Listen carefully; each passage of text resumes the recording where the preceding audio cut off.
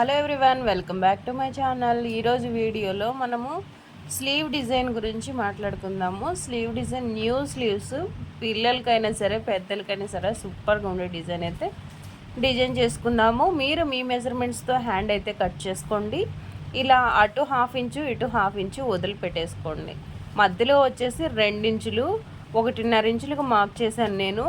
ఒక 6 ఇంచు ఖర్చులకు పోతుంది కాబట్టి 2 ఇంచులు మనకి మొత్తం ఫినిష్ అయిపోయేలాకి వస్తుందన్నమాట. ఇలా హాఫ్కి మడత పెట్టుకునే హ్యాండ్ మధ్యలో ఇలా సమోసా షేప్లో కటింగ్ అయితే చేసుకోవాలి. ఇలా కటింగ్ చేసుకున్న హ్యాండ్ని మెయిన్ హ్యాండ్ ఫ్యాబ్రిక్ మీద పెట్టుకొని స్టిచ్చింగ్ అయితే చేసుకోవాలి. లోపల మన హోల్ వరకు కట్ చేసుకున్నాం కదా, దాన్ని కుట్టుకోవాలన్నమాట. మనం ఈ విధంగా పెట్టేసుకుని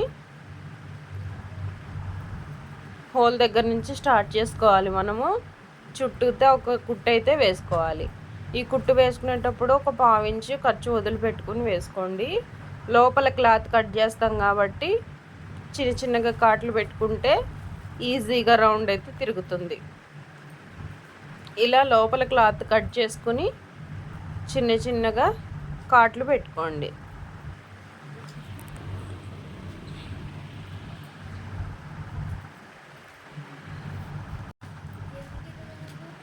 ఇలా పెట్టుకున్న తర్వాత దీన్ని లోపలికి పెట్టేసుకుని ఇలా టర్న్ చేస్తే చాలు, మనకి హ్యాండ్ అయితే రెడీ అయిపోతుంది. ఒక 50% వరకు ఇలా లోపలికి అనుకున్న తర్వాత దీని మీద ఒక స్టిచ్ వేసుకుంటూ రావాలి. ఇలా అన్నమాట. చేత్తో అడ్జస్ట్ చేసుకుంటూ లైనింగ్ క్లాత్, మెయిన్ క్లాత్ ఈ విధంగా కుట్టుకుంటూ వచ్చేస్తే సరిపోతుంది. ఈ ప్లేస్లో మీరు కావాలంటే లేస్ కూడా అటాచ్ చేసుకోవచ్చు. నేనైతే లేస్ ఏం వేయట్లేదు, ఆల్రెడీ పట్టు హ్యాండ్ కాబట్టి పట్టు అంచు బోర్డర్ ఉంది కదా, ఇంకా నేనేం వేయట్లేదు అనమాట. ఈ విధంగా అంచులకి చిన్నగా ఇలా ఫోల్డ్ చేసుకుని స్టిచ్ వేసుకోండి. మీకు ఇంకా ఎక్కువ కావాలి క్లాత్ ఇలా ఫోల్డ్ చేసుకోవడానికి అనుకుంటే కట్ చేసుకునేటప్పుడే ఒక 1/4 ఇంచు ఎక్స్ట్రా కట్ చేసుకోండి. 1/4 ఇంచు 1/2 ఇంచు ఇలా హ్యాండ్ చుట్టూతో ఒక కుట్టు వేసుకొని పైన ఎక్స్ట్రా బ్లూ కలర్ క్లాత్ ఉంది కదా, దాన్ని కట్ చేసుకోండి.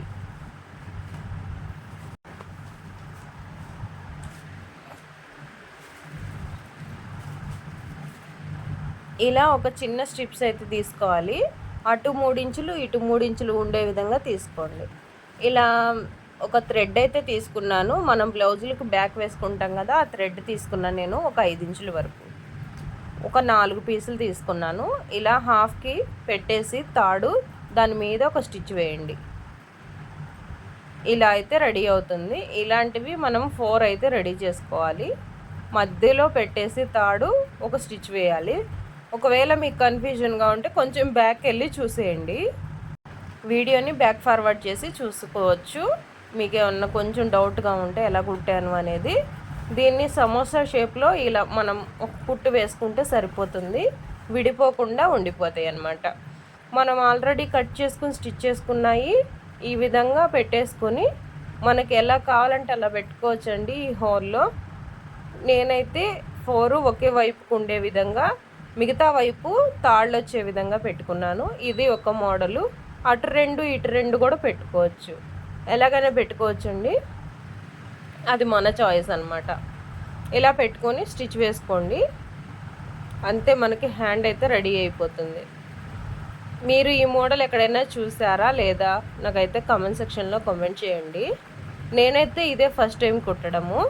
అంటే ఈ మోడల్స్లో లీఫ్ మోడల్ కుట్టాను, కానీ ఇలా డైమండ్ షేప్లో మళ్ళీ సమోసాలు పెట్టి స్టిచ్ చేయడం అయితే ఇదే ఫస్ట్ టైం అనమాట.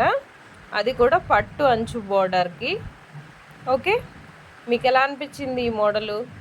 ఒక కామెంట్ అయితే చేయండి. నచ్చితే ఒక లైక్ అయితే చేయండి. ఛానల్ని కూడా సబ్స్క్రైబ్ చేసుకోండి. మరొక మంచి వీడియోతో మళ్ళీ కలుద్దాము.